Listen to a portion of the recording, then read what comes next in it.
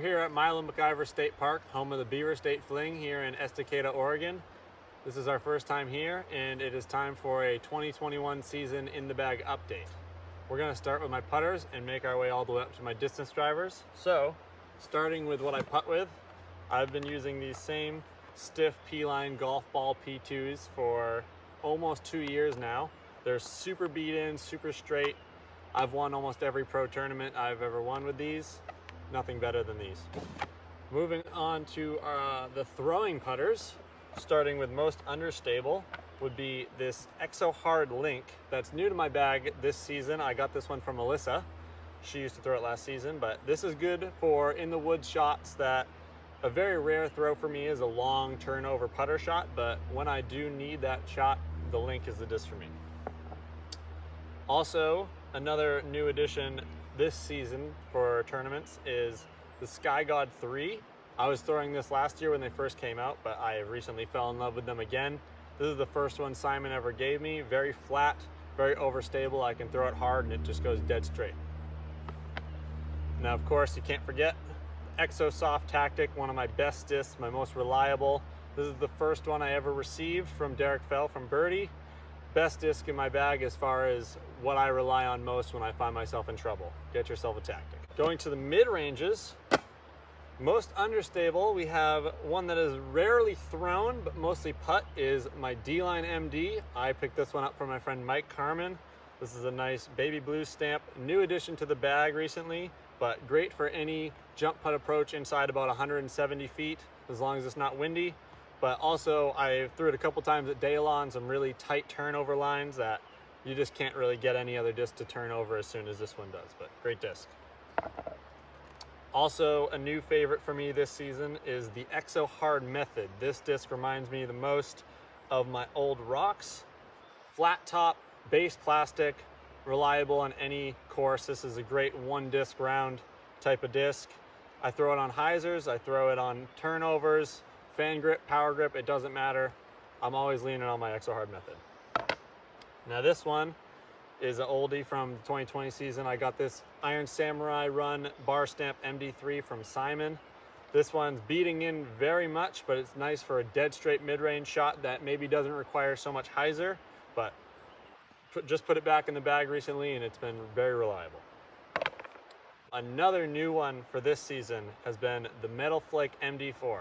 I've been looking for something with a little bit more fade, especially when released on a flat angle, than my Iron Samurai. So I heard the Metal Flake MD4 was the most overstable run of these ones, and I stamped this one myself at the warehouse, and this one is just a beauty. I don't think anyone could resist throwing this one. Also, a new addition, the Evolution Line Mutant. This is a disc that I have been missing in my bag. I think a lot of people have, especially if you rely on an overstable forehand approach. The Mutant is reliable in any conditions, anhyzer, hyzer, backhand, forehand, it doesn't matter. This was absolutely a missing link for the Discmania lineup, and I'm glad to have one in my bag now.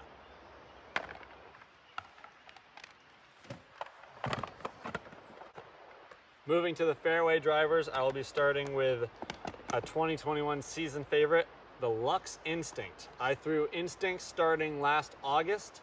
Never got into the Lux until this past February. We made a stop at the warehouse and picked a couple up.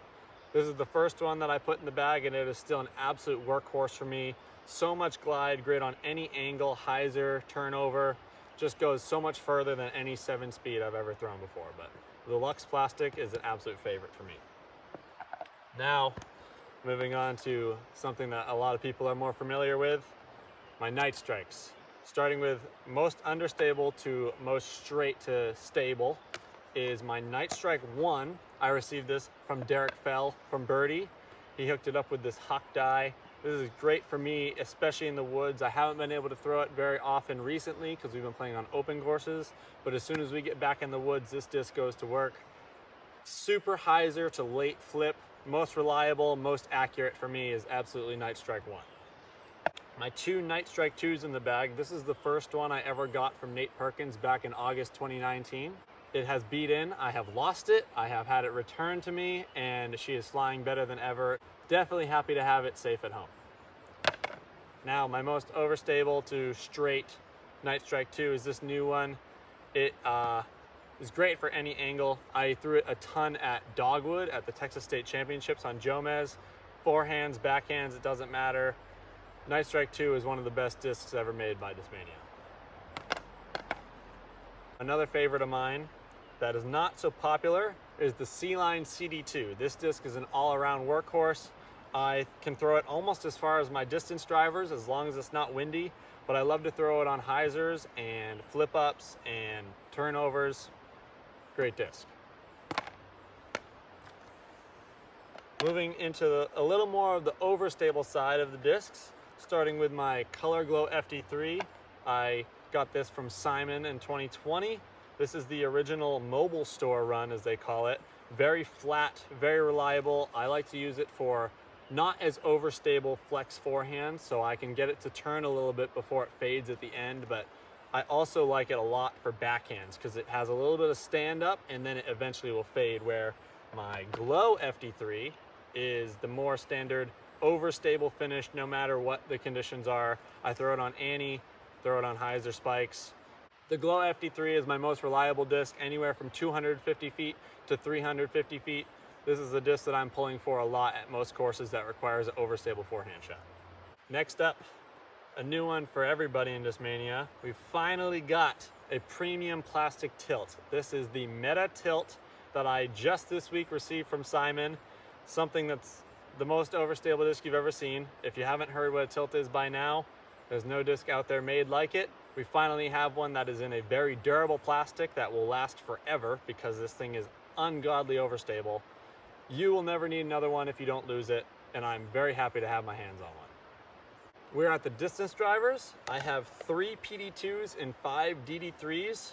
Starting with the PD2s, I have most understable to, not so much understable, but most straight to overstable. This first one is a Skyrider. We picked this one up at the warehouse back in February.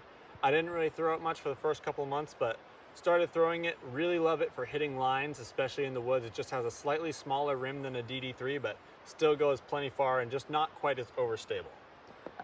This C-Line PD2 I got from Alex Geisinger. This is an absolute favorite for me for forehands. I definitely will club up to the PD2 sometimes when I'm not comfortable with the FD3. I throw this disc on every open course, it doesn't matter what, because I can rely on it in the wind and I can backhand it, forehand it, everything. This is an all-around disc for me. Now, this is my most overstable PD2. This is a penned S-line. Very domey, very reliable, especially in windy conditions. It still goes plenty far, but you'll never be questioning it to fade. Moving on to the DD3s. This is my most understable one and the newest to the bag. I received this when we went to the 303 Open in Colorado because I didn't have a single DD3 that was understable enough to hold up in the elevation change in Colorado. So I got this from a friend, and since we have left Colorado, this has been an absolute go-to for me on distance rollers. I never threw distance rollers, but now I've learned this disc pretty well, and it is awesome, and rollers are tons of fun with this thing, and I am using it in every tournament round possible now. This DD3 is from the original Cloudbreaker run. It is one of the most beautifully colored pink and purple Cloudbreakers. I got this one from Mike Carmen. You've seen it in my other in the bags. It is a great hyzer stand-up DD3 for me, or a turnover. Just very reliable. I throw it for forehands as well. Now, most popular that everybody's seen me throw this. I received this from my friend Marcus White a long time ago. It started as the most overstable DD3 I've ever seen, and it is now beat into an absolute bomber in any conditions. I throw this disc more than any distance driver in my bag. Hyzers, big flexes, distance shots.